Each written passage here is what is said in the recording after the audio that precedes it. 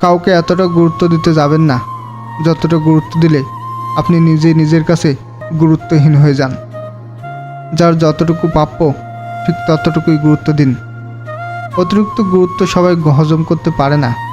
দেখা যায় অতিরিক্ত গুরুত্ব পেলে মানুষ অনেক সময় সঠিক ব্যবহার করতে পারে না, তখন ভেতর থেকে অহংকারী হয়ে ওঠে।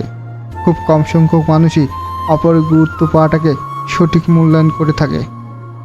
জীবনে ভালো থাকতে হলে নিজেকে একটু শক্ত করে নেওয়া দরকার, একটু কঠোর হওয়া দরকার। যে আপনার প্রতি যতটুকু গুরুত্ব দেখায় আপনিও ঠিক ততটুকুই গুরুত্ব দেখাবেন।